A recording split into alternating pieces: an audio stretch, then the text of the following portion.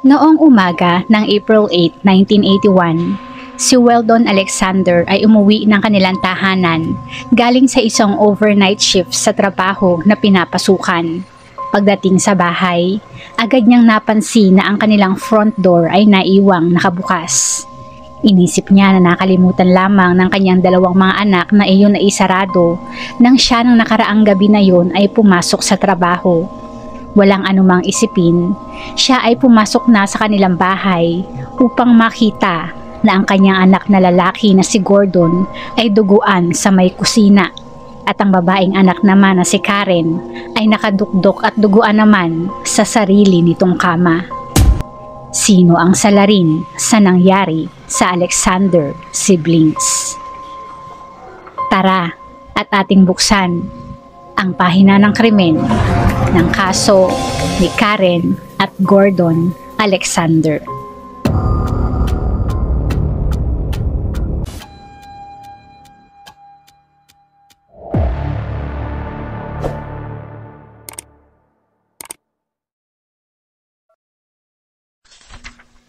Ang magkapatid na Karen at Gordon Alexander ay nakatira sa Texarkana, Arkansas. Sa bahay na iyon ay kasama nila ang kanilang ama na si Weldon Alexander. Ang kanilang ama ay nagtatrabaho sa Cooper Tire ng panahon na yon at pumapasok sa trabaho ng graveyard shift simula alas 11 ng gabi hanggang alas 7 ng umaga. Ang kanilang ina naman na si Vera Jeanette Alexander ay mayroong history ng mental illness. Nang gabi na pumasok ang ama sa graveyard shift sa trabaho, ang kanilang ina naman ay pumasok sa isang psychiatric hospital. Kaya sa bahay ng mga Alexander, ang magkapatid na sina Karen at Gordon ang tanging naiwan.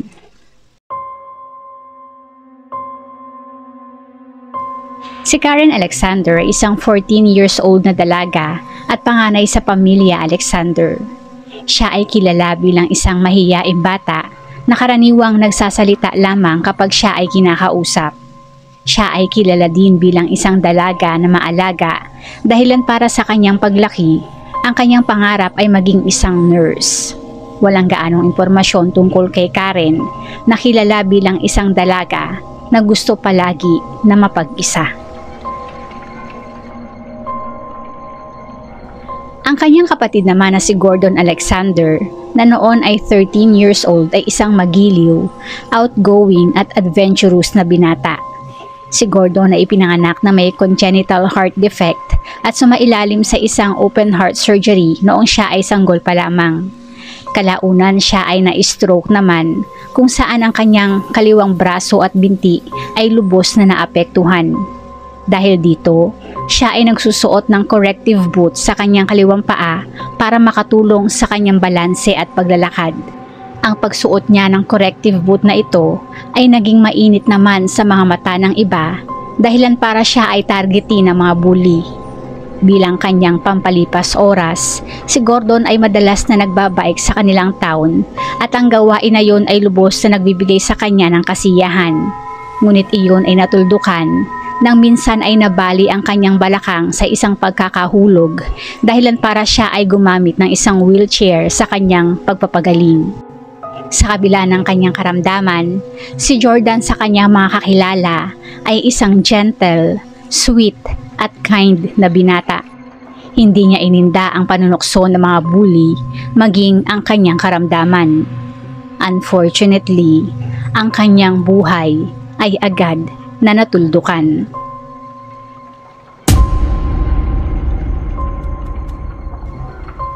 Sa pagdating ng mga paramedics, si Gordon ay sobrang lamig na ng katawan, na ang ibig sabihin, ilang oras na siyang patay. Si Karen naman ay nakitaan ng malaking sugat sa kanyang mukha, mayroong obvious sign ng sexual assault at nakikipaglaban pa sa kanyang buhay. Siya ay agad na isinugod sa ospital na comatose at binawian din ng buhay matapos ng 3 araw. Sa ginawang autopsy, si Karen ay pinagsamantalahan bago siya inatake. Base sa nakuhang ebidensya, siya ay sinaksak sa kaliwang mata ng salarin during or after ng assault. Ang ginawang pagsaksak sa kanyang mata ay sobrang lakas kung saan ang patalim ay bumaon sa kanyang utak. Ang kapatid na si Gordon naman ay nakitaan ng napakaraming stab wounds. Karamihan ay mga defensive wounds na ang ibig sabihin siya ay talagang nilabanan ang salarin. Unfortunately, dahil siya ay nasa wheelchair, hindi sumapat ang kanyang ginawang paglaban at tuluyang napaslang.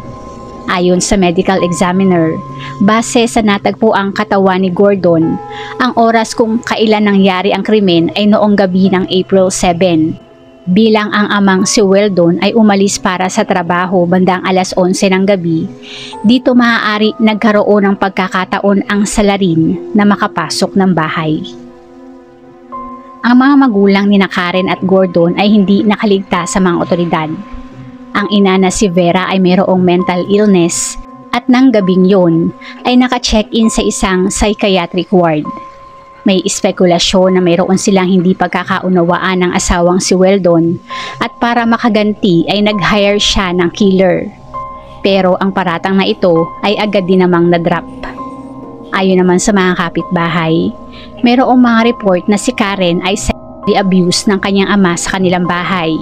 Pero dahil sa wala namang ebidensya sa akusasyon na yon, kasabay ng pagtanggi ni Weldon, ang kaso ng sexual abuse ay na-drop din. Ang nakitang murder weapon ng mga otoridad ay isang butter knife na galing mismo sa kusina ng mga Alexander. Surprisingly, sa butter knife na ito, ang fingerprint ni Weldon ay naroon. Bilang takot na akusahan sa pagkamatay ng mga anak, nilinaw ni Weldon na noong nakita niya ang kanyang mga anak, wala sa sarili na nahawakan niya ang butter knife. Ilang beses niyang inulit-ulit na nilinaw iyon para i-explain kung bakit naroon ang kanyang fingerprint sa murder weapon. Dahil sa si Weldon ay mayroong solid alibi at nasa trabaho ng estimated time of death, siya ay cleared of suspicion. Sa kabila ng effort ng mga otoridad para mahanap ang salarin, wala silang nakita na suspect para arestuhin. Kaya ang kaso ng mga Alexander ay walang gaanong development. Hanggang isang confession ang naganap, 2 taon ang lumipas. A killing machine. A killing machine. Taong 1983, habang nakakulong at naghihintay ng kanyang pagliliti sa kasong murder, si Henry Lee Lucas ay umamin sa nangyaring krimen sa magkapatid na Alexander. Ayon sa kanya, siya ay pumasok ng bahay ng gabing yon at inatake ang magkapatid habang natutulog ang mga ito. Siya ay kilala na madalas na dumadaan sa Texarkana ng mga panahon na yon, kaya ang mga otoridad ay walang pagdududa sa kanyang kwento. Pero may butas ang kanyang kwento. Nalaman ng mga otoridad na siya ay nagtatrabaho pala sa isang field sa Florida nang nangyari ang krimen. Idagdag pa na ang kanyang DNA ay hindi nagmatch sa DNA na nakuha sa crime scene, kaya ang mga otoridad ay back to square one. Ilang mga cold cases ang inamin ni Lucas na siya ang may gawa at ang mga iyon ay kalaunang napatunayan din na mga false confessions.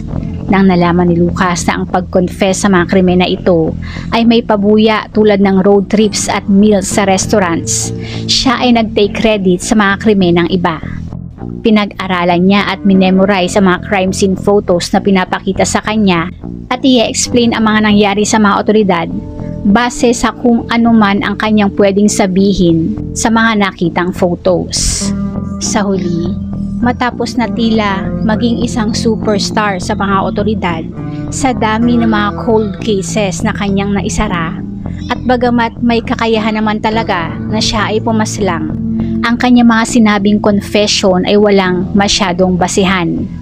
Ang mga cases na ito ay na-reopen at tuluyang naresolba. Matapos na ilibing ang kanilang mga anak, ang magulang ni Karen at Gordon ay nag-move out sa bahay na yun. Ang owner ng bahay na kanilang tinirhan ay dinimolish naman ang bahay. Ang mga sumunod na nangupahan doon ay agad na nagsialisan. At ayon sa mga ito, sila ay nakaririnig ng ingay ng sumisigaw ng mga bata at tunog ng wheelchair. Ilang mga tenants na ang umupa at agaran ding umalis, kaya ang bahay ay tuluyan ng dinimolish.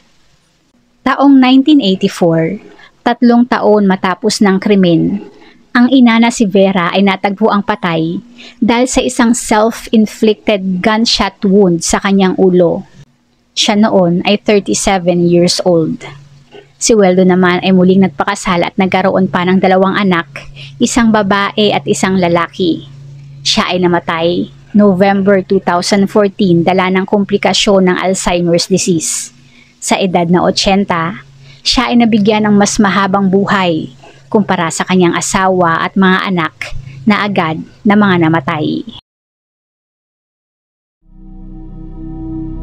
Taong 2022, higit 4 na dekada ang lumipas, isang dating Texarkana Police Captain na si Calvin Seward, isa sa mga police officers na nag-imbestiga sa kaso ng magkapatid noon, ang nag-request at napagbigyan na i-check muli ang police files sa pag-asa na ang nangyari sa magkapatid ay magkaroon ng hustisya. Bagamat siya ay nagretiro na sa kanyang serbisyo, hindi niya nakalimutan ang nangyari sa magkapatid na Karen at Gordon.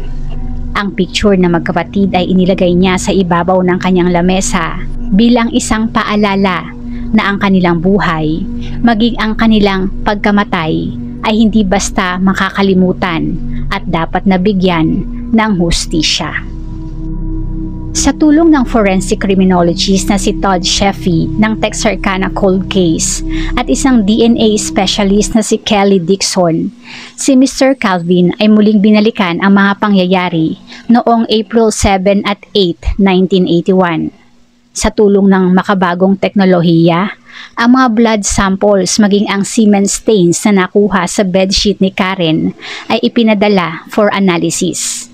Mayroon ding sample na nakuha sa fingernails na magkapatid ang ipinadala for DNA testing. Bagamat ang mga samples na iyon ay nagawa na ng testing, sa makabagong panahon, ang mga investigador ay umaasa na sa pagkakataon na ito, sila ay hindi bibiguin ng bagong teknolohiya.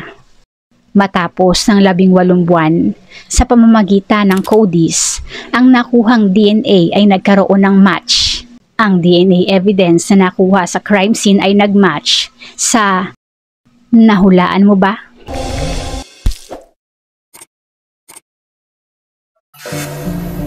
Ang DNA evidence na nakuha sa crime scene ay nagmatch sa ama ng mga biktima. Walang iba kundi si Weldon Alexander. Bagamat siya ay matagumpay na nalusutan ang nakitang fingerprint sa murder weapon noon, ang nakitang semen sa bedsheet ng anak na si Karen ay isang malaking ebidensya na hindi basta-basta malulusutan. Mayroon ding traces ng brass, copper at zinc residue ang nakuha sa katawan ni Karen at sa dugo ng kamay ni Gordon na consistent sa materyales na makikita sa lugar na pinagtatrabahuhan ni Weldon. Mayroon ding fiber evidence na nakuha sa magkapatid na ang ibig sabihin, si Weldon ay ang kanilang last physical contact bago sila napaslang. Base sa timeline ng krimen, si Weldon lamang ang nag-iisa at may tanging motibo at pagkakataon na gawin ang krimen. Bagamat may teorya na ang magkapatid ay inatake matapos na si Weldon ay pumasok ng trabaho, mayroon ding posibilidad na si Weldon ay inatake ang magkakapatid bago pa man siya pumasok sa trabaho. Unaware o hindi kung si Karen ay mayroon pang hininga, siya ay pumasok sa kanyang trabaho para magkaroon ng alibay at iwasan ang anumang suspisyon. Base sa mga ebidensya na nakuha, ang mga otoridad ay nagkaroon ng picture sa kung ano talaga ang nangyari sa magkapatid ng gabing yon.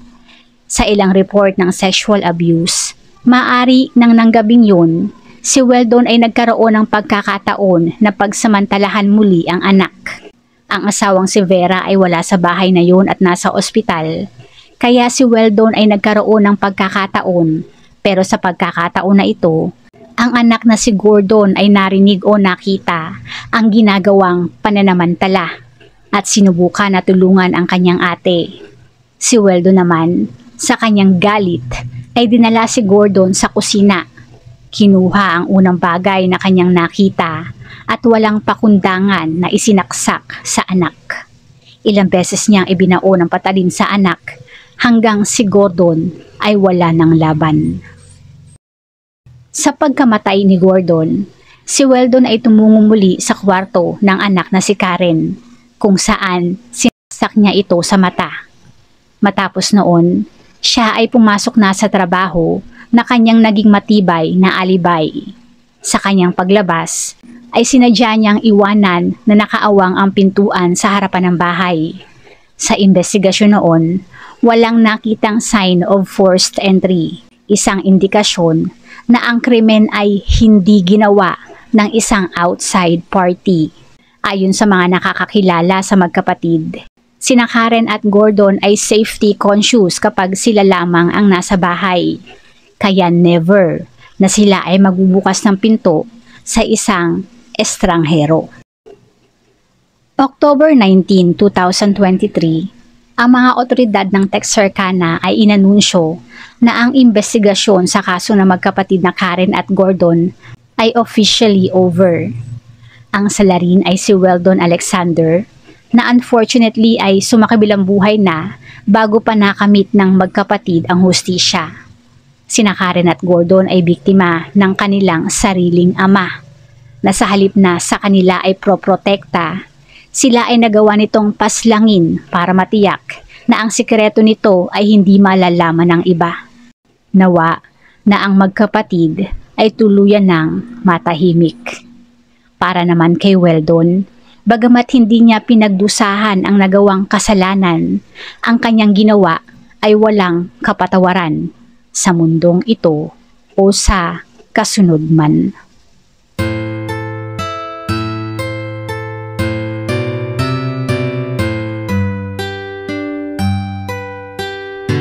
Bago isara ang ating pahina, shoutout po sa ilan sa ating manonood.